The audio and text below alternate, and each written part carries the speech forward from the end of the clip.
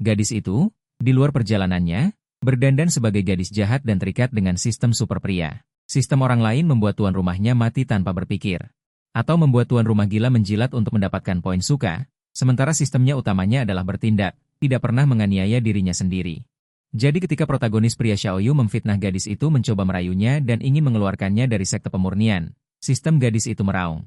Tampar dia, tampar dia, tampar dia, tampar dia dengan keras. Ini adalah tugas pertamamu. Pada saat ini, di lokasi syuting program sekte pemurnian, gadis yang baru saja melakukan perjalanan merasa bingung. Bukankah aku seharusnya menyenangkan protagonis pria? Sistem memotong, tampar dia. Gadis itu pucat dan membuka mulutnya. Begitu saja, menampar, tanpa persiapan. Persiapan apa? Kita orang jahat harus melakukan apa yang dilakukan orang jahat. Perbuatan baik adalah urusan protagonis. Dengarkan aku. Jika kamu ingin bertahan hidup, tampar dia sekarang. Kalau tidak akan jadi masalah besar, kamu terikat dengan sistem super pria. Di bawah tatapan semua orang, gadis itu bergerak cepat dengan ujung kakinya, menarik perhatian semua orang. Dia berlari ke depan Xiaoyu dan berdiri diam, menatap protagonis pria dalam buku itu dengan tatapan penuh kasih. Xiaoyu dengan santai memalingkan muka. Kamu menyerah, aku tidak akan menyukaimu. Sebelum dia selesai berbicara, gadis itu dengan rapi dan bersih, menampar wajahnya. Sistem mengingatkan. Nilai kehidupan tuan rumah Hu 1. Gadis itu melihat tangannya dengan heran. Semudah ini? Bagaimana kalau satu tamparan lagi? Sistem berbicara lagi. Apakah kamu melihat gadis paling bersinar di keramaian? Itulah protagonis wanita, Jiang Xuan. Gadis itu melihat sosok di keramaian, seolah-olah dia dilahirkan dengan cahaya yang menyilaukan. Mengenakan gaun putih panjang, rambut keriting boneka, mata cerah dan besar. Aku melihatnya.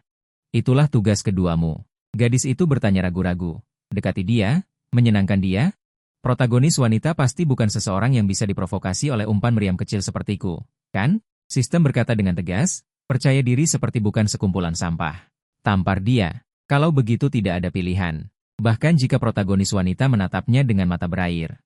Dan terlihat sangat tidak bersalah, demi keselamatan hidupnya sendiri, gadis itu masih dengan tegas mengangkat tangan kanannya.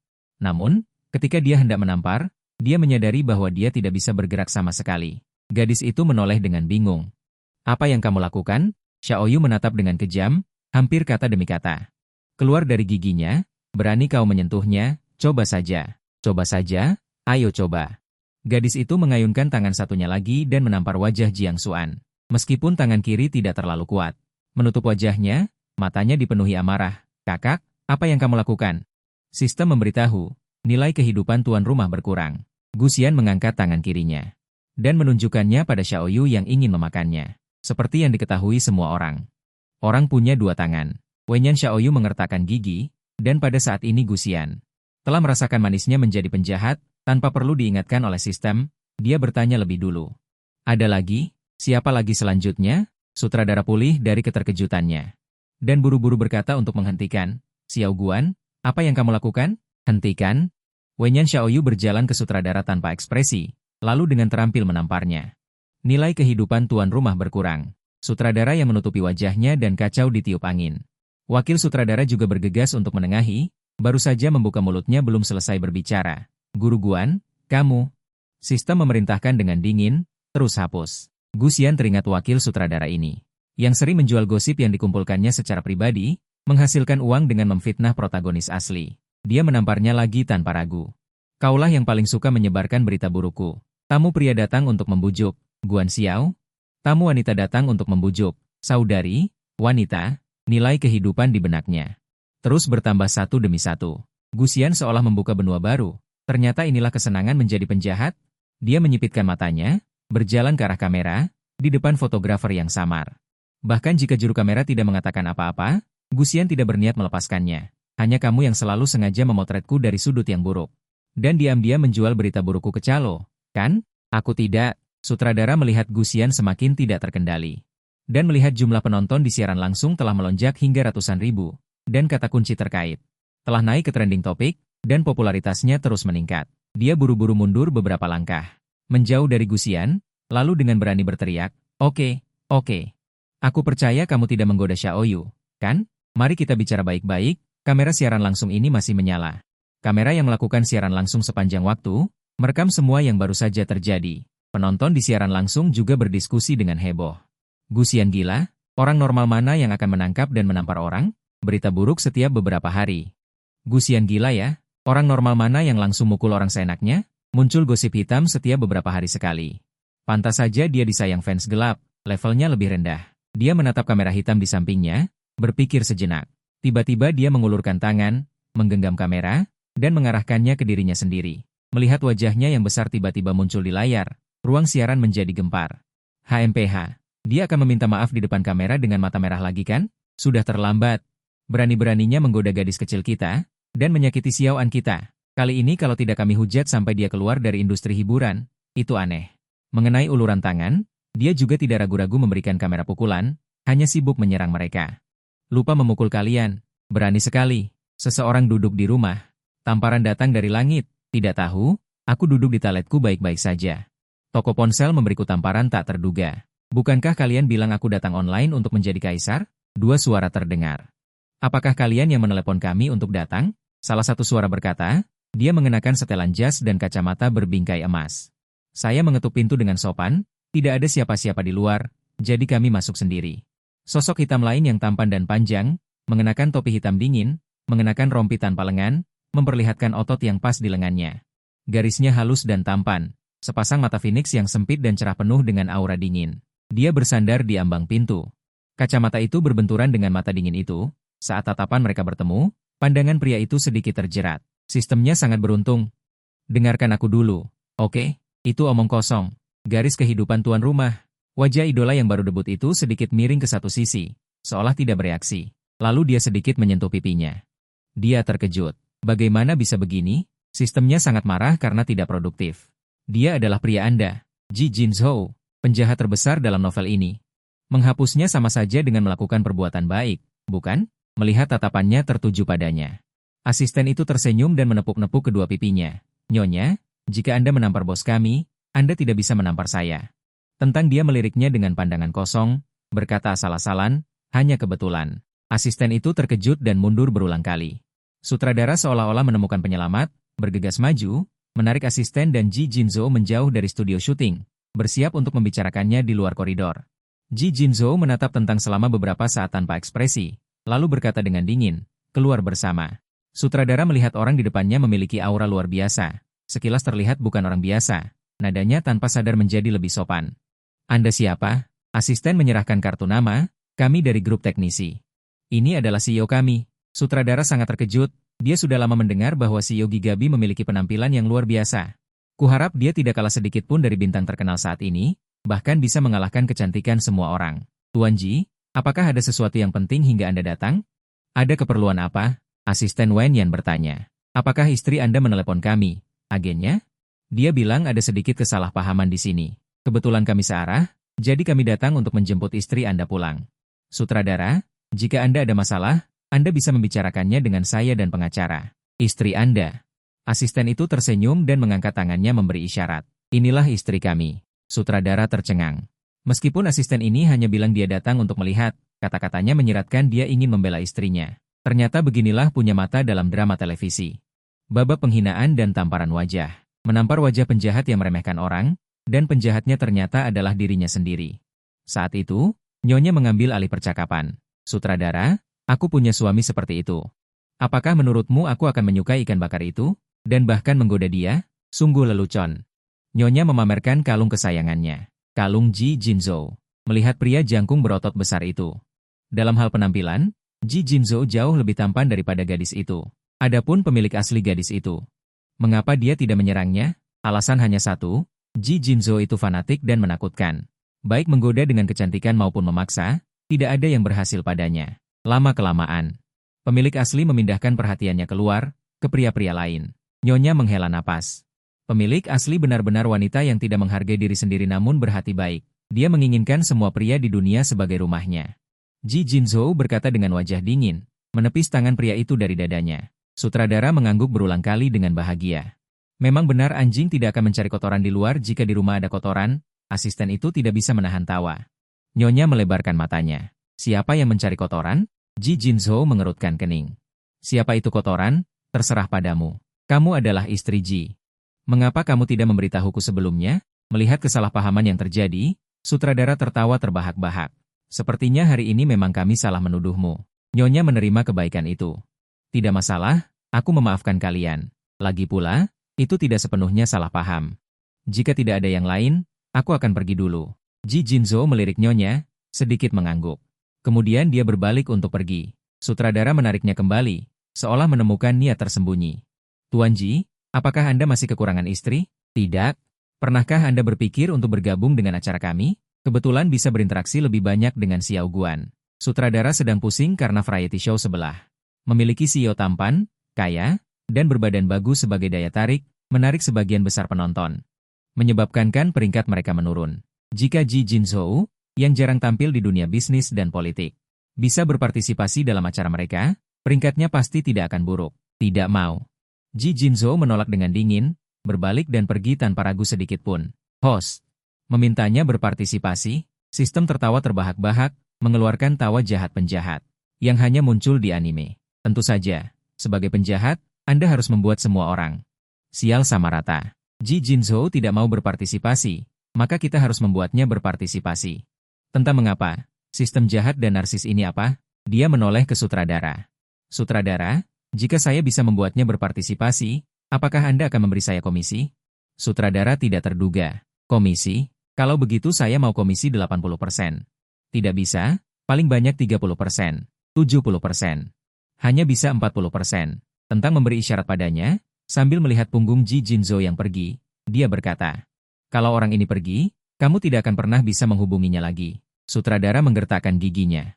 50%, sepakat. Kemudian tentang tidak memberi sutradara kesempatan untuk menarik kembali kata-katanya, dia berbalik dan berteriak ke arah punggung Ji Jinzhou. Suamiku akan berpartisipasi. Ji Jinzhou mendengar suaranya, berhenti, menoleh dan mencibir. Kamu punya banyak suami di luar, suami mana yang kamu panggil? Tentu saja sesuai aturan lama. Siapapun yang ada di tempat, itu dia. Tentang berlari ke arahnya dan merendahkan suaranya. 3 tahun. Selama Anda setuju untuk berpartisipasi, kontrak kita akan dipersingkat dari 5 tahun menjadi 3 tahun. Anda bisa pergi mengejar orang yang Anda sukai. Mereka menikah di bulan Juli. Karena salah satu nenek Ji Jinzhou memaksanya menikahi Meng Ju, bahkan mengancamnya dengan gelar bangsawan. Ji Jinzhou tidak punya pilihan selain orang tua itu, dia diam-diam menandatangani perjanjian 5 tahun dengannya. Dan dia setiap bulan akan menerima sejumlah uang yang tidak sedikit, jadi Meng Ju setuju. Saat ini, tentang melihat Ji Jinzhou. Sedikit ragu, dia menambahkan lagi, setelah kamu mencapai 5 tahun. Cahaya putih kesayanganmu sudah datang. Adegan lari sambil membawa anak itu, bahkan jika kamu ingin membersihkan namamu dan menjadi ayah. Masih harus bertanya pendapat bayi jenius. Akhirnya takdir menjadi umpan meriam, melihat keraguan Ji Jinzhou. Asisten tiba-tiba menyela, dengan ekspresi tulus dan sungguh-sungguh, Tuan Ji, pertimbangkan baik-baik. Dalam novel atau serial TV, 8 dari 10 bendera seperti Anda adalah adegan kejar-kejaran istri yang terbakar habis. Pembakaran krematorium pengejaran istri, dia, Ji Jinzhou terkekeh dingin. Wanita seperti itu, aku bisa menabrak 5 hanya dengan jatuh di jalan. Aku akan mengejarnya? Bermimpilah. Mendengar itu, Gu Yangwan melebarkan matanya ingin membunuhnya dengan tatapan. Asisten mengingatkannya. Setidaknya tidak ada wanita yang berani mendekat, dan beban kerjanya akan meningkat pesat, termasuk pembatasan di luar musim. Periksa jadwal Nyonya Wei, periksa alamat baru dan nomor telepon Nyonya Wei. Diusir saat mengantarkan bunga ke Nyonya Wei. Diusir saat mengantarkan makanan ke Nyonya Wei. Diusir saat mengantarkan hadiah ke Nyonya Wei. Memanggil dokter untuk Nyonya Wei yang demam di tengah malam. Siap sedia, yang pertama muncul di samping Nyonya Wei adalah anak-anak. Memikirkan hal ini, asisten berkata untuk membujuk.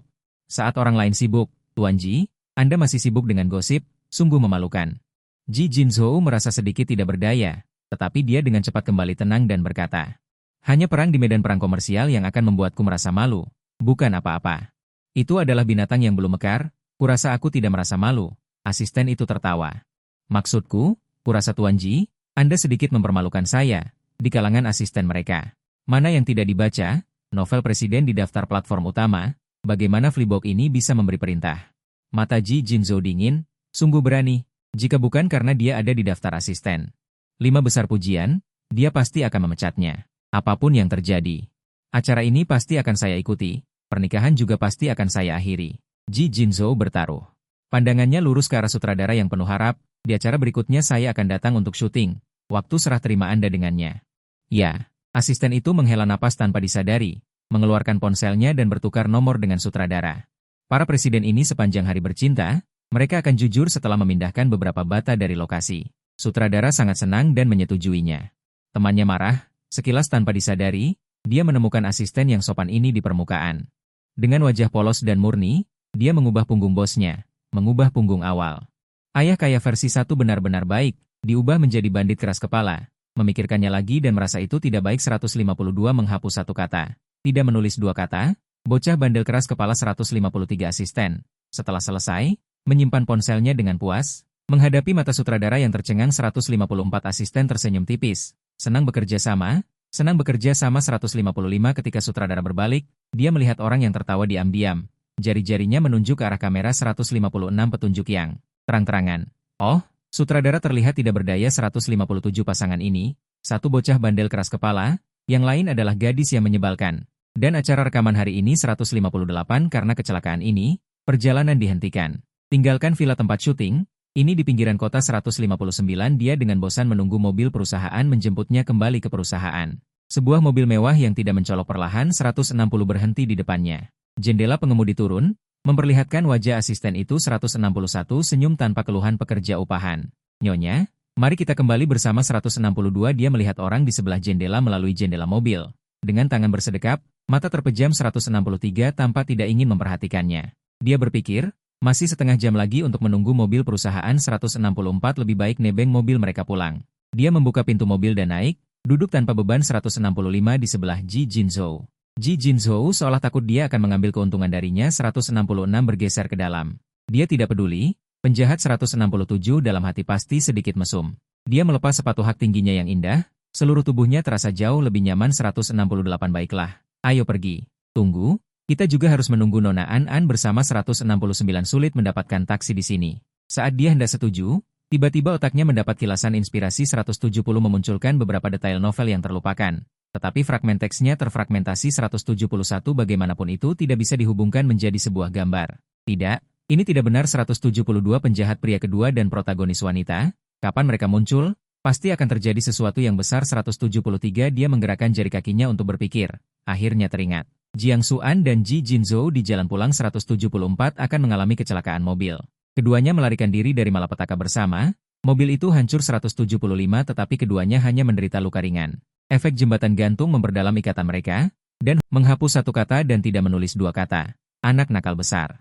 Setelah selesai, asisten yang membawa ponsel di punggungnya dengan puas menyimpan ponselnya dan berhadapan dengan sutradara yang sudah tercengang. Asisten tersenyum sedikit, senang bekerja sama, senang bekerja sama. Ketika sutradara menoleh, dia melihat tentang pencuri senyum, tiba 5 kali berturut-turut dengan jari. Isyarat yang jelas, Wu Cheng Oh, sutradara itu terdiam. Pasangan ini, satu adalah anak nakal besar, yang lain adalah gadis yang merepotkan, dan syuting acara hari ini. Perjalanan ditangguhkan karena kecelakaan ini, menuju ke villa tempat syuting acara ini di pinggiran kota. Dia menunggu dengan bosan mobil perusahaan datang menjemputnya kembali ke perusahaan, sebuah mobil mewah yang rendah hati perlahan. Berhenti di depannya, jendela pengemudi turun, memperlihatkan wajah asisten itu. Senyum tanpa keluhan seorang pekerja. Nyonya, mari kita kembali bersama. Tentang melihat melalui jendela mobil, melihat wanita di dekat jendela, tangan bersedekap, mata terpejam. Tampak tidak ingin memperhatikannya. Tentang memikirkannya, mobil perusahaan masih perlu setengah jam lagi. Lebih baik nebeng pulang dengan mobil mereka. Dia membuka pintu mobil dan naik, duduk tanpa beban. Di sebelah Ji Jinzhou. Ji Jinzhou tampak takut dimanfaatkan olehnya. Bergeser ke dalam. Tentang tidak peduli, penjahat, kan? Pasti agak aneh dalam hati. Tentang melepas sepatu hak tingginya yang indah, seluruh tubuhnya terasa jauh lebih nyaman. Baiklah, ayo pergi. Tunggu, kita harus menunggu Nona Anan juga. Sulit mencari taksi di sini. Tentang baru saja ingin setuju, tiba-tiba otaknya bersinar. Tidak, muncul beberapa inspirasi. Detail novel yang terlupakan, tapi potongan teksnya berserakan. Kenapa tidak bisa terhubung sama sekali? Salah, ada yang tidak beres. Kapan pemeran antagonis kedua pria dan protagonis wanita muncul, pasti ada peristiwa besar terjadi. Dia memutar otaknya dan akhirnya teringat dengan tiba-tiba bahwa Jiang Xuan dan Ji Jinzhou dalam perjalanan pulang akan mengalami kecelakaan mobil, keduanya terluka parah dan selamat, mobil mereka gepeng. Dan keduanya hanya menderita luka ringan. Efek jembatan gantung memperkuat mereka berdua menghabiskan sisa hidup bersama, perasaan mereka bahkan semakin dalam. Tentang kesombongan, kedua putra terpilih dari istri yang dinubuatkan ini bertarung seperti dewa. Dia hanyalah umpan meriam kecil yang mencari mati, kedua putra takdir mungkin hanya akan terluka ringan. Sementara dia mungkin akan terlindas seperti mobil. Memikirkan hal ini, dia buru-buru berkata, aku ada urusan mendesak. Aku pergi dulu. Dia membuka pintu mobil tanpa bertanya lebih lanjut, pergelangan tangannya digenggam oleh Ji Jingzhou yang matanya sudah terbuka. Dia berkata dengan malas, mendengar nama An langsung kabur. Merasa bersalah, Guanyu membungkuk memakai sepatu, tanpa mengangkat kepala membantah. Mendengar nama An, aku jadi gelisah. An adalah protagonis, yang gelisah adalah umpan meriam. Ji Jingzhou melihat gerakannya yang terburu-buru, seolah takut pada sesuatu. Sedikit bingung, kenapa mau pergi? Kalau tidak pergi, jika bertiga pasti ada aku yang celaka. Guanyu semakin berpikir semakin tidak baik, buru-buru memakai sepatu dan mengambil tasnya. Sebelum keluar mobil, dia menepuk pundak asistennya. Demi kita sesama umpan meriam kecil yang bernasib sama, aku berpikir untuk mengajak asisten kecil ini, mau ikut denganku? Meskipun bantuan tidak banyak digambarkan, sang asisten yang menjadi supir memohon, tapi seorang asisten kecil. Hasilnya sudah bisa ditebak, satu-satunya hal yang membuat Ji Jingzhou bingung adalah, kamu mau merebut asistenku? Sang asisten masih tersenyum lembut menolak. Maaf, peraturan asisten pasal 423. Tidak boleh melakukan kontak intim dengan istri presiden, apalagi berselisih. Ringannya dipecat, beratnya menjadi gelap. Siapa yang mau berselisih denganmu? Kamu gila. Guanyu memutar bola matanya, benci karena besi tidak bisa menjadi baja. Mereka berdua adalah anak terpilih para dewa. Kamu ikut naik, kalau-kalau terjadi kecelakaan mobil, tanah longsor, longsoran salju, atau semacamnya, kamu hanya akan jadi bantalan. Nyonya, sang asisten agak tidak percaya. Di matanya ada sedikit keluhan dan kesedihan. Presiden Ji dan Nona An adalah anak-anak dewa. Apakah aku ini embun dewanya? Sambil berbicara, Guanyu sudah berada di luar mobil, dengan mantap. Kamu urus saja bagiannya Raja Neraka. Saat itu telepon di mobil berdering, asisten melihat siapa peneleponnya. Menyerahkan ponsel kepada Ji Jingzhou di kursi belakang. Presiden Ji, telepon dari rumah tua. Ji Jingzhou menerima telepon, tidak tahu apa yang dikatakan di ujung sana. Dia menutup telepon, alisnya sedikit mengernyit. Menghadap Guanyu berkata, naik mobil, pulang bersama malam ini. Aku akan kembali sendiri, manfaatkan waktunya, jangan sampai aku harus menjemputmu. Memanfaatkan apa? Memanfaatkan untuk mati? Ji Jingzhou bertanya dengan bingung. Dia seolah tercerahkan, matanya yang melengkung dihiasi senyum licik, cemburu. Kau sangat cemburu pada An, bahkan cemburu. Untung saja aku punya Suya. Aku merinding di sekujur tubuh, aku cemburu pada si bawang bombay ini. Mendengar itu, kilatan energi muncul di mata Ji Jingzhou. Itu Jiang Xuan, bukan bawang bombay. Aku tidak peduli dia dari bawang bombay, bahkan jika dia dari kulkas, itu tidak ada gunanya. Naiklah. Tidak mau. Mata keduanya bertemu di udara, tidak ada yang mau mengalah. Ji Jingzhou melihat keinginan untuk hidup di mata itu, dia menyerah. Kau naik duluan, aku tidak keberatan lagi. Gadis itu akhirnya puas. Dia naik mobil dengan tergesa-gesa, mengangkat dagunya dengan sedikit kemenangan ke arah asisten. Jalankan mobilnya. Sepanjang jalan, gadis itu jelas dalam suasana hati yang baik, bermain ponsel sambil bersenandung kecil. Ji Jingzhou tidak tahan melihat gaya hidupnya yang santai. Dia tidak bisa menahan diri untuk berkata, kau benar-benar wanita jahat. Gadis itu sama sekali tidak merasa terancam oleh hinaan itu. Sebaliknya, alisnya yang terangkat dipenuhi kegembiraan. Teruslah memarahiku membuatku merasa sangat nyaman. Ji Jingzhou memegangi dahinya, tampak tak berdaya. Asisten yang duduk di kursi pengemudi bingung, apakah ini yang bisa didengarnya? Gadis itu meraba seluruh tubuhnya tetapi tidak menemukan ponsel pria itu. Apakah itu milik kalian? Otak yang hanya tahu berkedip tapi tidak tahu cara melihat. Ji Jingzhou dengan jijik mengambil dari tas di sampingnya. Mengambil ponselnya dan melemparkannya padanya. Gadis itu menjawab telepon. Siapa? Halo, tentang proyek variety show yang saya sebutkan terakhir kali, apakah Anda tersedia untuk wawancara sekarang? Saya bukan mie instan, saya telur mata sapi. Gadis itu menutup telepon dengan tegas. Mulutmu sangat cerewet. Penipuan telepon zaman sekarang begitu tahan lama? Gadis itu mengangkat kepalanya. Menyadari bahwa Ji Jingzhou dan asisten menatapnya dengan tatapan aneh, seolah melihat orang bodoh. Perusahaan hiburan macam apa ini? Ekspresi Ji Jingzhou sedikit rumit. Gadis itu berpikir sejenak. Memori asli pemilik tubuh perlahan-lahan muncul di benaknya. Sepertinya namanya. Sangat bodoh, aku tidak ingat. Ji Jingzhou mengangguk sambil merenung. IQMU memang cocok untuk perusahaan ini. Soal keraguan, apa maksudmu? Asisten di kursi pengemudi mengingatkan. Nyonya, perusahaan Anda bernama Dazi Ruoyu. Bukan Daruozi, itu hanya bisa menggambarkan dirimu sendiri. Berbalik menatap Ji Jingzhou. Dari mana kau mendapatkan asisten ini? Dia berani melawan istri CEO? Dia hanyalah umpan meriam kecil dalam cerita aslinya. Tapi ini terlalu tidak sopan. Ji Jinzhou dengan santai menyesuaikan posisi yang nyaman. Pembukaan berwarna biru, asisten Gu belajar di luar negeri, asisten eksekutif tingkat tinggi. Hal-hal profesional bukan sesuatu yang bisa dimengerti wanita sepertimu. Dia berpikir, asisten ini bahkan berani memarahinya. Memarahi istri CEO? Bukankah itu keluar begitu saja? Dengan tajam merasakan kata kunci tertentu, dia percaya, emosinya langsung berubah di matanya. Mengejar kilatan kenikmatan, kau sudah tamat, apakah ada mata-mata di sekitarmu? Gu, percaya atau tidak, teman Dr. Bazong adalah Bazong. Menyelinap ke sisimu adalah untuk menjadi mata-mata. Dia menghabiskan uangmu, menempati posisimu, dan merebut wanitamu. Asisten Wen yang merapikan kacamatanya, merapikan ekspresinya, nyonya. Saya mengambil jurusan keuangan di luar negeri, Anda memang ingin naik tahta, Tuan Ji sangat baik kepada saya.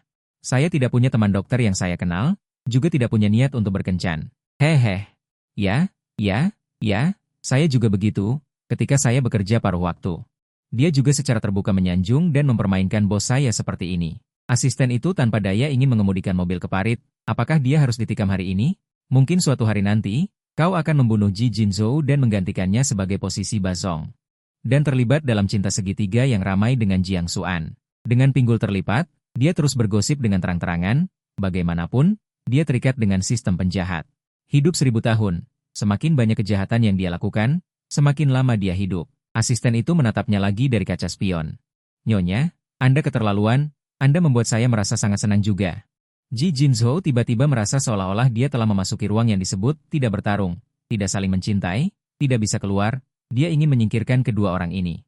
Tetapi takut mereka akan menjilat tangannya. Saat itu, mobil mewah yang rendah hati melaju dengan mulus ke taman yang luas. Asisten itu membuka pintu untuk mereka setelah memarkir mobil. Begitu sol sepatunya menyentuh tanah, sekantong marshmallow besar yang bulunya berdiri semua, berlari ke arahnya sambil mengibaskan ekornya. Dengan gembira dia meletakkan cakarnya di ujung sepatu Gu, menyeringai dan mengibaskan ekornya. Gu mengenali anjing ini. It was a gift from her father to the original owner when she was young. The girl stubbornly refused her father's tentative love and was always very cold to him. She didn't even give it a name, but secretly set it as her phone wallpaper. She then patted the dog's head and called out, "Big Marshmallow." Ji Jinzhou looked at her. "Did you always just call her Zuo Zuo? When did you start calling her Marshmallow?" Not only her, but Marshmallow himself was also unfamiliar with his new name. She tilted her head and looked at him curiously. Wen Yan Guanyo showed no panic and sighed to Ji Jinzhou. "What? Do you like this name? Then from now on, the name Zuo Zuo will be yours." Ji Jinzhou was speechless. She shouldn't have said anything. Big Marshmallow left Guanyo and ran towards Assistant Gu, easily rubbing his head with his own head. "Assistant Gu, you seem to really like our Marshmallow." "Yes." Assistant Gu easily patted his head. "He looks like my precious daughter, so I feel closer to him every time I see him." "Oh," Guanyo nodded absent-mindedly. "He looks like your daughter?" Assistant Gu was also speechless. Ji Jinzhou's lips curved imperceptibly. He was very pleased with his assistant's ignorance and sighed, "Let's go in. Everyone inside is waiting for you." Guanyo stretched his wrists and stared at his palm thoughtfully. "With so many people, I don't know if he can handle it." Ji Jinzhou had a vague bad premonition. Before the three of them could step into the house, a glamorous woman immediately rushed forward, squeezing forcefully between Ji Jinzhou and Guanyo. She pushed Guanyo aside with her backside and grabbed Ji Jinzhou's sleeve, saying warmly, "You must be Jinzhou, right? You've grown so much in a few years. Do you still remember? You used to play with our Rongrong when you were little." Wen Yan Guanyo chuckled. "Yes, he is in his 20s now. And he has grown taller." The woman seemed to just notice the other two, looking and listening at. "This lady, I don't think he look like his mother, do I?" Ji Jinzhou smiled wearily. He then broke free from the woman's hand and lazily pulled Guanyo into his arms, looking nonchalant. "This is a formal introduction." Guanyo coldly broke free from his embrace and pointed at him, unwilling to be outdone. Showing affection so obviously. "A formal introduction?" Ji Jinzhou was speechless again. The lady sighed with a hint of pity. "Our Rongrong still talks about his chosen Ji every day and wonders if..." "Anya, Xiao Ji, you are really something. You didn't even announce your mariage, but it's understandable. Mariage's days are all so fleeting. You can always find someone else after a divorce." These words were almost explicit. Alasan Ji Jinzhou tidak mengumumkan pernikahan adalah karena dia tidak peduli pada istri barunya, dan tak lama lagi mereka akan bercerai. Bibi, Kakak Ji sudah tiada. Dia bisa mencari kakak gigolo. Tentang alis yang melengkung, senyum yang manis, tidak meninggalkan kesan mendalam. Orang kaya dari dinasti kuno Zhang tersipu. Apa yang kamu katakan? Siapa gigolo? Bagaimana mungkin rongrong kami mencari gigolo? Tentang meniru suaranya, meninggikan nada. Siapa ayam? Bagaimana mungkin suamiku menjadi ayam? Siapa yang pernah menjadi ayam? Banyak orang biasa mondar-mandir di taman, melemparkan pandangan penuh selidik ke arah mereka. Orang kaya itu mengutuk Feng Ze, tidak mau berdebat dengannya yang licik, dan bergegas masuk. Tatapan Ji Jinzhou dalam, mata indahnya berkilauan dengan arti yang tidak dapat dipahami, tentang. Mari kita diskusikan, apa? Lain kali saat bertengkar dengan seseorang. Jangan menembak sesama anggota tim, menyenangkan, baik, tentang mengakui kesalahan. Dring, dring, sebelum mencapai gerbang rumah tua, ponselnya tiba-tiba bergetar. Dia berhenti, Ji Jinzhou dan majikan di sampingnya berhenti untuk menunggunya. Dia menjawab telepon. Hanya terdengar raungan pria, yang tajam dan menembus telinga, yang terdengar melalui gagang telepon, memarahinya habis-habisan. Aku sudah berusaha sebaik mungkin untuk menyeimbangkan hubungan antara kau dan adikmu, mengapa kau terus menargetkannya? Ya, kami mengabaikanmu beberapa tahun lalu, tapi kau adalah kakak perempuan. Tidak bisakah kau memaklumi adikmu? Bagaimana dia bisa? Tentang menutup telepon dengan tegas. Suaranya tiba-tiba berhenti, Ji Jinzhou memperhatikan gerakannya, sedikit menggoda. Telepon siapa? Sepupu? Ji Jinzhou bingung, tentang nada bicaranya.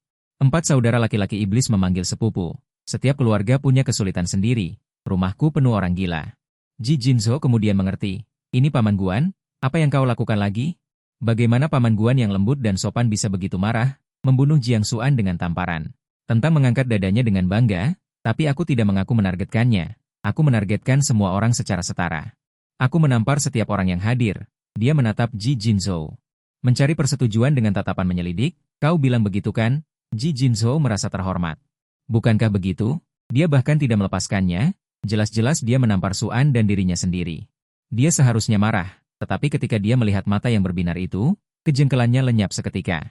Ji Jinzhou menoleh, mengangkat tangannya untuk menutupi matanya. Jangan menatapku seperti itu.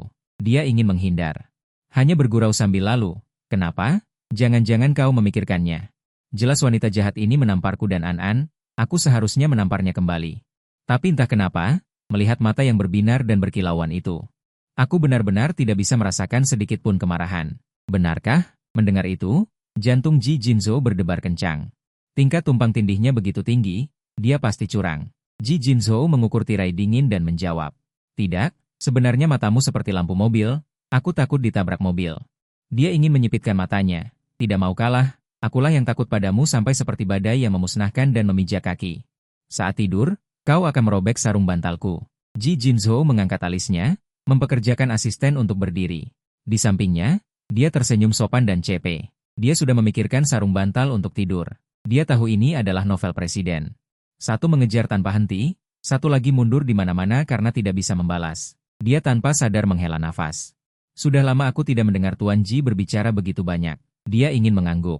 Apakah dia dulu mesum? Ji Jinzhou membantahnya tanpa ampun.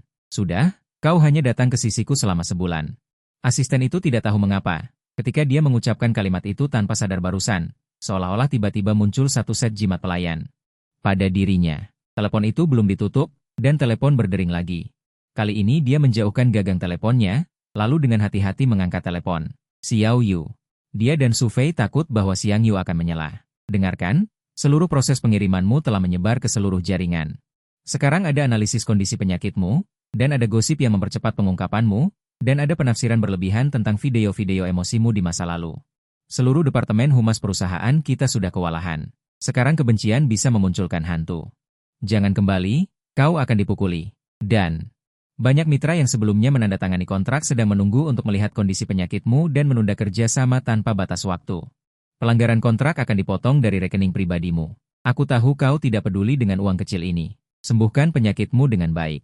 Aku menunggumu kembali di perusahaan, menunggu Xiang Yu bereaksi dari rentetan seperti senapan mesin, sebuah penciptaan. Telepon telah ditutup. Xiang Yu merasa sakit di hatinya dan merasa sakit hati. Lebih menyakitkan daripada dimarahi tadi. Nyonya, masa-masa sulit dalam karir tidak menakutkan. Seseorang pernah memberitahuku. Jika pemuda tidak berusaha keras, di usia tua akan menjadi budak. Majikan memanfaatkan partikel dirinya untuk menghiburnya. Jadi aku terus berjuang. Semua ini demi mengubah nasib. Mengenai rasa ingin tahu, bagaimana sekarang? Hidupku jadi lebih baik. Majikan itu menghela napas. Sekarang Xiao Yu sudah jadi budak.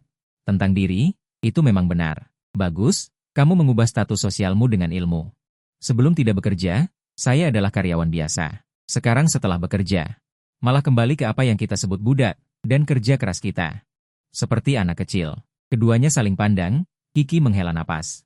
Ji Jinzhou menghemat dua orang gila, dan juga khawatir tinggal di luar sedikit lebih lama. Akan ada lebih banyak panggilan masuk. Saya mengatur agar pesan tidak diganggu, lalu masuk. Hari ini adalah jamuan makan keluarga. Bukan? Adik laki-lakiku punya wanita di luar yang hamil, kata Ji Jinzhou santai. Sekarang dia membuat masalah di rumah. Terbiasa saja. Lalu apakah aku harus bertindak jahat? Menunjukkan martabat kakak dan kakak ipar kita. Guanli merapikan pakaiannya, harus sedikit jahat. Ji Jinzhou mengamatinya dari atas ke bawah dengan tatapan panjang. Tapi kamu cukup tampil apa adanya, Guanli mengerutkan kening. Apa maksudmu? Ini adalah persimpangan yang mengarah ke dua tempat, muncul di depan mata. Satu mengarah ke aula utama, yang lain ke taman belakang. Ketiganya memandang persimpangan dan terdiam. Tentang keraguan. Dari sisi mana? Ji Jinzhou juga bingung. Sisi mana? Kakak, ini rumahmu. Ji Jinzhou tiba-tiba sadar. Dari dua pilihan, dia memilih yang kiri dan berjalan. 2 menit kemudian, melalui koridor yang panjang, ketiganya akhirnya tiba di taman belakang. Ji Jinzhou menggeretakkan giginya. Memikirkan harus kembali menyusuri koridor panjang dengan sepatu hak tinggi yang menjulang. Dia pingsan. Kau benar-benar keterlaluan, tidak mengenal rumahmu sendiri. Bahkan salah memilih dari dua pilihan. Ji Jinzhou tanpa sadar memijat pergelangan kakinya sambil berjalan di sekitar halaman. Simpan sedikit, tidak nyaman. Coba berjalan sejauh itu dengan sepatuku. Tentang berkata dengan kesal. Ji Jinzhou mengerutkan kening. Di bawah tatapan terkejut Tentang, dia berjongkok. Dengan lembut melepaskan sepatunya, tangannya yang tidak jijik memegang pergelangan kakinya dan memijatnya dengan lembut. Di mana yang sakit? Di sini, Tentang hati yang tenang. Telapak tangan melindungi rasa sakit, tulang belikat juga sedikit sakit. Apakah makan Anda sakit? Xiao Gu, Ji Jinzhou tiba-tiba memanggilnya. Bagian bawah perutnya terasa sakit. Dia menatap sepatu hak tinggi 15 cm itu dengan ngeri. Ingat, aku tidak ingin membangunkan nyonya. Dia tidak mau memakai sepatu hak tinggi, itu akan menambah biaya. Datang. Tentang 3 orang yang menguping dan memijat kaki. Secara tidak sengaja mendengar gosip besar Ji Jinzhou. Istri adik Ji Jinzhou sebenarnya menyukai Ji Jinzhou. Dan bahkan mengandung anaknya, Tentang keterkejutan, memandang Ji Jinzhou dengan jijik. Kamu bajingan ketujuh ini, sekarang Tentang tidak bisa berjalan, kakinya sakit. Di bawah tatapan terkejut Tentang, Ji Jinzhou berjongkok, dengan lembut membantunya melepas sepatu, lalu berbalik dan berteriak. Xiao Gu, bagian bawah perutnya terasa sakit, dia menatap sepatu hak tinggi 15 cm itu. Sepatu hak tinggi itu menakutkan. Ingat, aku tidak ingin membangunkan nyonya. Dia tidak mau memakai sepatu hak tinggi, itu akan menambah biaya. Apakah kamu idiot? Ji Jinzhou memutar matanya, aku menyuruhmu membawakan sepatunya. Asisten Gu terengah-engah. Bagaimana denganku? Tanya Gu. Ji Jinzhou melepas topi dingin. Melemparkannya ke pelukan asisten Gu, mengacak-acak dengan santai, rambutnya yang berantakan dan mengembang. Lalu dengan acuh tak acuh, berjongkok di depannya, Gu tertegun. Menatap punggungnya, dia berpikir dalam hati, Ji Jinzhou ini benar-benar aneh, tidak seperti yang dikatakan dalam novel presiden. Berpakaian rapi, matang, dan stabil, malah seperti anak muda yang penuh energi. Tidak liar, mendominasi, atau luar biasa, dia lembut, sopan, terkadang sedikit menyebalkan. Bahkan sedikit perhatian dan dapat diandalkan. Naiklah, tanya Gu dengan hati-hati. Ji Jinzhou, apakah kamu dirasuki hantu cinta? Ji Jinzhou sedikit menoleh. Kilatan cahaya bintang di matanya yang jernih seperti bintang di langit malam. Jika kamu tidak naik, aku akan meminta asisten Gu untuk membangunkanmu. Mendengar ini, asisten Gu menggigit bibirnya dengan ketakutan, dan menggelengkan kepalanya dengan panik pada Gu. Jangan, nyonya, dia tidak mau memakai sepatu hak tinggi, bersaing dengan ayah bangsawan. Tentang berpelukan canggung di punggung kuat Ji Jinzhou, merasakan suhu tubuh satu sama lain yang mengejutkan panas. Bahkan tidak bisa merasakan seberapa besar jakun Ji Jinzhou bergerak naik turun Ji Jinzhou. Kenapa? Entah itu hanya ilusi Guan. Dia merasa napas Ji Jinzhou sangat lembut luar biasa. Dia melanjutkan percakapan yang tidak perlu. Jakunmu sangat aktif ya? Terima kasih. Lingkungan yang sempit, topik yang ambigu, asisten Gu tiba-tiba merasa. Aku seharusnya tidak berada di sini. Aku seharusnya berada di bawah mobil. Mungkinkah? Ji Jinzhou berhenti sejenak dan memanjangkan suaranya. Dia berkata, karena kau membuatku hampir mati kelelahan. Gadis nakal ini punya kekuatan seperti sapi. Hampir membuatnya pingsan karena kelelahan, seolah-olah dia telah mengurangi kekuatannya. Ji Jinzhou memanggulnya dan perlahan berjalan kembali. Akhirnya, saat hampir sampai di sudut, tiba-tiba terdengar suara pertengkaran antara seorang pria dan wanita dari tidak jauh. Ji Jinheng, lepaskan aku. Ji Jinzhou hendak berjalan ke arah lain, tetapi asisten Gu tiba-tiba menarik mereka. Lalu bersembunyi di tikungan sampai seorang pria dan wanita melewati mereka. Memasuki jalan yang akan mereka lalui menuju aula utama. Ji Jinheng, apa yang ingin kau lakukan? Ada banyak orang di sini. Tentang menepuk lengan Ji Jinzhou, itu karena dia menurunkannya. Lalu diam-diam mengintip sedikit, melihat satu tangan besar pria itu. Menggenggam pergelangan tangan wanita yang terangkat rapuh di tangannya, dan dengan paksa mengangkatnya ke atas kepala, bersandar ke dinding, memiringkan kepala seolah-olah ganas untuk menciumnya. Orang bernama Ji Jinheng ini. Aku punya sedikit kesan. Lagi pula, orang ini dalam cerita aslinya memiliki posisi yang tidak kecil, dia adalah teman dokter pribadi sang protagonis pria legendaris. Pelayan istana yang dipanggil tengah malam untuk mengobati sang protagonis wanita, Du kedua dalam buku. Juga adik Ji Jinzhou, satu adalah umpan meriam penjahat yang sah, yang lain adalah putra haram Du kedua. Sejak Ji Jinheng mendekati Jian, kedua bersaudara itu tidak akur. Seorang wanita kesukaannya menyukai Ji Jinzhou, seorang lagi wanitanya disukai oleh Ji Jinzhou. Di akhir cerita asli, protagonis pria bekerja sama dengan penjahat besar Ji Jinzhou. Ji Jinheng, pemeran utama pria kedua, telah berusaha keras. Ji Jinheng dan bajingan itu, sebuah tamparan terdengar ringan. Ketiganya yang bersembunyi di sudut menguping tiba-tiba terdiam. Benar saja, karakter pendukung dalam novel romantis, bahkan saat marah pun hanya akan memaki bajingan. Ji Jinzhou mengangkat alis. Kenapa? Kedengarannya kamu bisa memaki orang. Jangan bertanya. Kau akan takut. Bicara soal diskriminasi, ketiganya sedang memikirkan cara melewati halaman kecil ini. Namun tak disangka mereka malah makan buah huldi mereka sendiri. Peili ya, Peili. Ji Jinheng seolah dengan lembut membelai pipi Peili.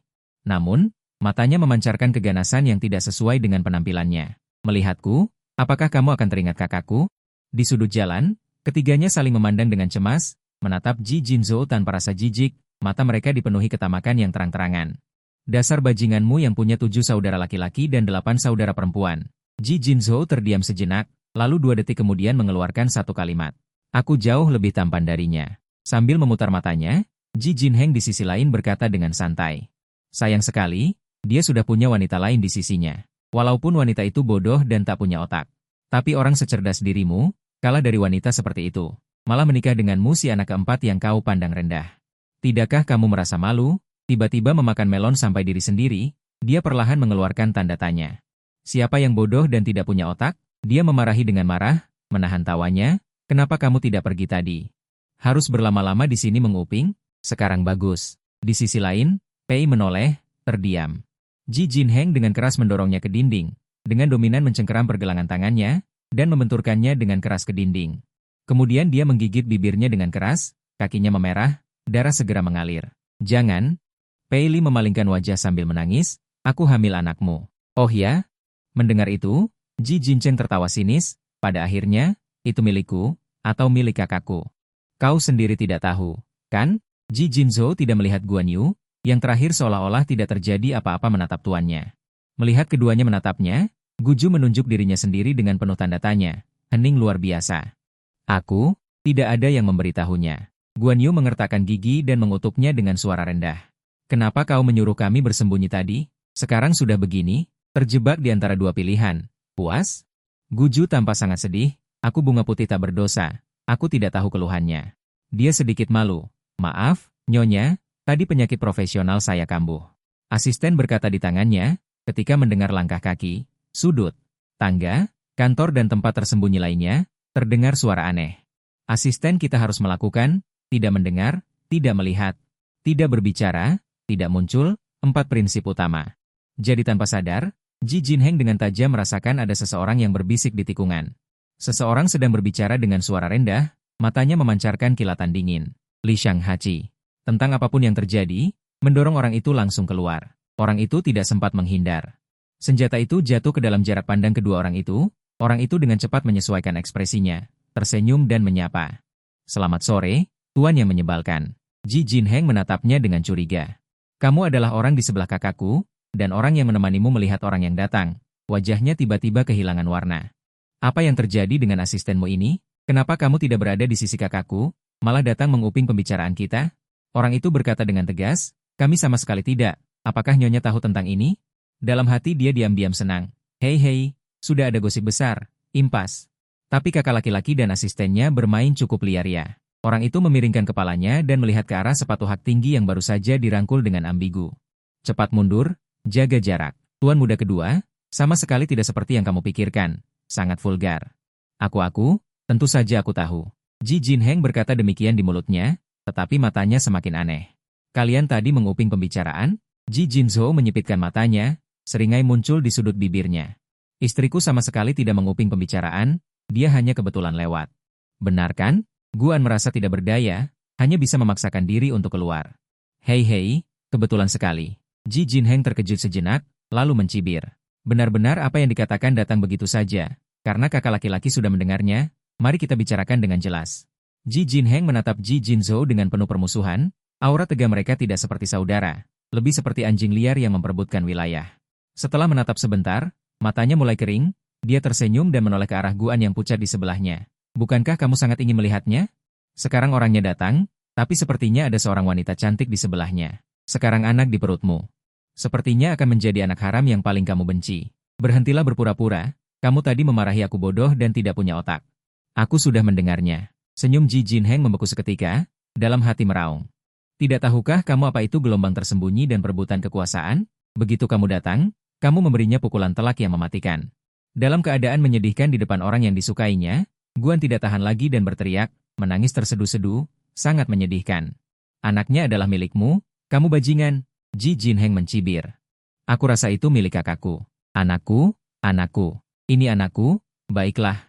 Tentang, aku benar-benar tidak tahan lagi. Novel aslinya ini ingin mengulur waktu, tapi tidak seperti ini caranya. Dialog antar karakter bisa diulang ratusan kali. Tiba-tiba terganggu, Ji Jincheng mendengus sambil menarik napas. Wajahnya memerah dan matanya penuh kebingungan. Asisten Gu tampak kagum, Nyonya benar-benar menolong orang yang kesusahan di jalan. Dua pria dewasa yang besar.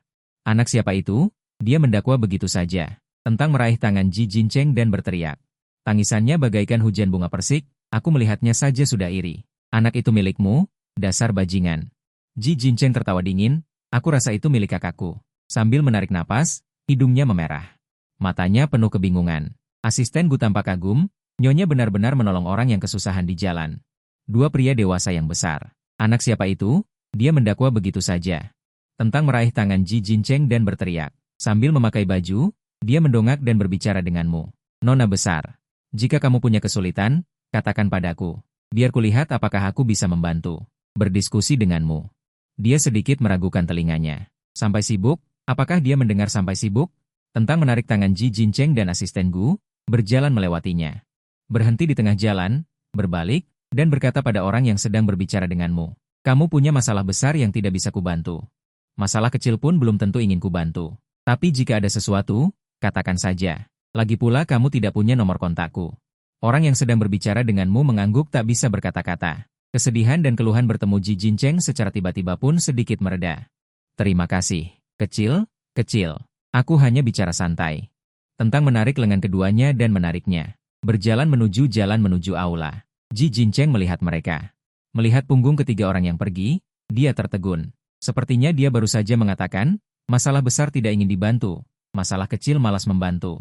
Benar kan? Lalu mengapa dia mengatakannya dengan begitu gagah berani? Tidak tahu. Hebat, Tuan Gu kembali menghela napas. Nyonya benar-benar seorang wanita. Bagaimana Nyonya bisa dengan tenang mengucapkan omong kosong yang begitu mulia? Kebiasaan membuat mahir, belajar sendiri menjadi ahli. Tentang dengan rendah hati berkata, ketiga orang itu berjalan melewati koridor panjang, akhirnya tiba di aula yang terang dan luas. Sofa dan orang-orang yang tersebar di sekeliling, mengangkat gelas dan tertawa, semuanya luar biasa. Bertemu dengan seorang wanita parubaya berjubah putih bulan dengan motif gelap, matanya sipit dan alisnya seperti daun bawang. Terlihat bulat dan berisi, dia menilainya dari atas ke bawah, tetapi kata-kata yang keluar dari mulutnya terdengar sarkastik. Pinggang, siapa ini? Loba kopong, tidak berguna untuk dilihat. Wanita parubaya itu mencibir, kudengar kau dimarahi lagi di internet. Kau melakukan hal bodoh seumur hidupmu. Kau benar-benar menarik. Dia tersenyum provokatif pada Guan Yu. Dia mengaitkan bibirnya. Lalu dia berbalik dan pergi dengan angkuh. Segera setelah Guan Yu keluar, Dia tiba-tiba dimarahi habis-habisan. Dia bahkan curiga itu memarahinya, dia bahkan tidak berpikir itu memarahinya. Puih, nenek tua yang jahat. Guan Yu baru sadar setelah dia pergi. Punggungnya berteriak-teriak, semoga anakmu punya mata di atas dan tidak punya mata di bawah. Surga nol, bumi nol, semoga putranya nol. Dia menemukan kedua pria di sekitarnya. Tiba-tiba terdiam, dan keduanya memiliki ekspresi yang sangat sulit untuk diungkapkan, terutama Ji Jinzhou yang wajahnya sangat jelek. Guan Yu akhirnya teringat untuk bertanya. Ngomong-ngomong, siapa dia? Kenapa kau memarahiku tanpa alasan? Ibuku. Ji Jinzhou berkedip. Mendengar itu, otak Guan Yu berputar. Dia melihat sebuah lukisan di dinding dan tertawa. Kata-kata ini bagus. Asisten Gu tertawa getir untuk menengahi. Nyonya, Anda benar-benar hahaha. Untung saja. Dia berpikir, ini berarti kedua kutukan ini ditakdirkan untuknya. Ji Jinzhou tersenyum palsu selama sedetik, lalu kembali dingin. Lucu. Cepat pergi. Ketiganya adalah yang pertama duduk. Makanan disajikan satu persatu di atas meja. Terbentang dari ujung ke ujung meja, diperkirakan bisa menampung lebih dari 100 piring. Nyonya juga bisa memperkirakan. Asisten Gu terlihat terkejut. Jika tidak bisa menampung lebih dari 100 piring, Guan Yu mengangkat bahu dengan acuh tak acuh. Berarti perkiraanku salah. Para bibi dan bibi lain yang tersebar di berbagai sudut aula satu persatu duduk. Sebelum duduk setiap kali, ada proses tetap. Dia memandang Guan Yu dengan jijik, lalu berkata dengan sinis, inilah istri yang harus dinikahi Tuan Tua Jingzhou. Kelihatannya tidak istimewa. Topiknya bukan tentang berita sensasionalnya, tetapi ketidakpuasan atas penampilannya di depan umum dan merusak reputasi keluarga Ji. Guan Yu sudah siap, karena dia tahu bahwa pemeran utama wanita Jiangsu An akan datang sebentar lagi. Dia sudah siap secara mental karena dia tahu bahwa calon protagonis wanita, Jiangsu An, juga akan datang bersama anak angkat keluarga Ji, yaitu pemeran utama pria buku ini, Ji Jiashi. Semua penjahat ini telah disiapkan untuknya sebagai monster kecil. Seluruhnya adalah orang jahat. Tujuan keberadaan mereka, bahkan jika mereka bisa berdebat dengan 100 cendekiawan, mereka tidak akan tahan terhadap serangan pribadi berulang-ulang. Dia dengan senang hati mengangkat tangannya dan menutupi telinganya. Dia menoleh dan berpesan pada Ji Jinzhou, nanti aku akan melihat gerakan bibirmu, kalau itu komentar jahat. Jangan biarkan aku mendengarnya, lalu balas mereka untukku. Mengerti? Kenapa begitu? Karena aku istrimu. Lalu kau tidak bisa memerintahku. Kenapa? Karena aku adalah CEO. Guang-guang mencibir, hanya suami yang tidak berguna yang akan membiarkan istrinya dimarahi. Tentang menusuk jantungnya. Kamu pikir mereka memarahiku? Sebenarnya mereka menginjakku sambil memarahiku. Ji Jinzhou tiba-tiba menyadari. Benar. Mengenai satu hidangan, wajahnya kusut. Kata-kata tidak harus diucapkan seperti itu. Tatapan Ji Jinzhou sedikit bergeser ke kiri atasnya. Suaranya datar. Ada orang lain lagi. Segera angkat tanganmu bersiap untuk menutup telingamu. Ingat bantu aku memaki balik. Aku tidak mau banyak bicara. Kalau begitu kamu pantulkan saja. Perasaan-perasaan ini, seperti NPC yang emosinya telah diatur oleh penulis. Mengulang proses yang sama secara mekanis, mendekat, membandingkan, lalu memaki bersama, tentang. Di dunia di mana dia tidak bisa mendengar, dia menatap bibir mereka bergerak-gerak. Lalu dia menatap Ji Jinzhou dengan penuh harap. Siapa yang datang? Pantulan. Ini juga ulasan buruk, jangan dengarkan. Siapapun yang datang, memantul. Masih ulasan buruk. Tentang kebas, mengapa baik ulasan buruk daring dan luring sampai protagonis hari ini? Pei Li dan Ji Lingheng mendorong pintu terbuka, suasana riuh gembira. Ming Zixun, ini pacar yang dibawa Lingheng, ngomong baiknya pacar. Ngomong jeleknya, wanita yang selalu khawatir, Lingheng membawa wanita seperti ini. Tidak takut membuat ayahnya marah sampai mati, tentang akhirnya menghela napas lega, di wajah Ji Lingheng. Tidak terlihat emosi apapun, seolah-olah Ji Lingheng melangkah santai menuju tempat kosong di samping tentang. Pei Li mengangguk sopan pada tentang. Lalu duduk di sebelahnya. Pei Li Wan mengira wanita di sebelahnya mendengar di koridor. Dia punya pikiran tentang suaminya, tidak akan memberinya tatapan ramah. Siapa sangka dia ragu-ragu untuk berbicara. Menatapnya beberapa kali, lalu dengan sedikit sedih berkata, mereka semua memarahiku. Untung kamu datang, terima kasih. Ekspresi Pei Li menegang. Ji Jinzhou tertawa dan berkata tentang ibu kandungnya. Sepertinya mereka memarahiku. Sudah kuterima semua. Hanya suami tidak berguna yang membiarkan istrinya dimarahi, kata Guan Yu. Hanya pria tidak berguna yang membiarkan wanita dimarahi. Kamu pikir mereka memarahimu, istriku? Sebenarnya mereka memarahi Anda. Guan Yu menyikut pinggangnya dengan tidak puas. Apakah kamu sopan? Dia punya nama? Namanya Pei Li. Ji Jinzhou meringis kesakitan. Aku tahu. Pei Li dan Ji Jinzhou saling bertatapan, dengan arti yang tidak jelas di mata mereka. Hanya asisten Li Ming yang menyeringai dengan senyum yang menyilaukan. Nyonya dan Nona seperti anjing gila, sungguh menyenangkan. Para vampir di atas meja tiba-tiba menghilang dengan cibiran. Guan Yu mendongak, semua orang duduk tegak, mata mereka tertuju ke arah tertentu. Guan Yu mengikuti pandangan mereka dan melihat sepasang kakek nenek beruban dan seorang pria paruh baya. Ji Jingzhou di sampingnya tampak sedikit khawatir. Dia merasa otaknya sepertinya terjepit pintu. Kalau tidak, bagaimana mungkin dia tidak ingat ibunya sendiri? Dia menatapnya dengan cemas. Pria itu pasti aku, yang terikat dengannya adalah kakek dan nenekku. Tidak. Mengenai bantahan dengan wajah serius, itu bukan hanya kakek dan nenek, itu juga jari emas, sistemku. Ji Jingzhou tertegun. Dalam cerita aslinya, jika bukan karena tokoh asli mati lebih awal, dengan kedua pilar ini. Bahkan jika dia meninggalkan Ji Jingzhou, tokoh asli akan baik-baik saja. Nenek tua itu ke arah mereka. Melambaikan tangan sambil tersenyum, orang-orang ke arah ini mengira itu ditujukan pada mereka, dan dengan senang hati membalas lambaian itu. Akan disambut dengan tatapan jijik dari wanita tua itu, hanya Guan Yu yang tahu dia sedang melihatnya. Dengan bangga dia berdiri. Dia merapikan pakaiannya, berdeham ringan, lalu dengan sikap menjilat berlari ke arah kedua pasangan lansia. Ada sesuatu yang sedikit tidak enak di rumah nenek. Tentang memegang lengan wanita tua itu, dengan mudah memanggilnya. Senyum di wajah wanita tua itu semakin dalam. Tanpa sangat ramah, adik babi, sepertinya kamu bertambah kurus. Hanya mengenali nenek dan tidak memanggil kakek lagi, orang tua di samping pura-pura marah. Tentang Tian-Tian yang memanggil kakek lagi dengan manis. Lalu berdiri di antara keduanya, satu tangan di masing-masing, hanya dengan beberapa kata berhasil membuat mereka tersenyum bahagia. Seperti kakek nenek dan cucu, mengobrol dengan hangat. Meninggalkan semua orang di meja, akhirnya ayah Ji Jingzhou, Ji Xinde, tidak tahan. Ayah, ibu. Semua orang menunggu kalian, wanita tua itu menarik tangan Guan Yu, menyapa semua orang. Tidak ada yang berani menggertak adik babi kesayanganku kan? Semua orang buru-buru menggeleng malu. Bagaimana mungkin? Gadis sekecil dan secantik ini, kami sayang saja masih kurang. Bagaimana mungkin kami menggertaknya?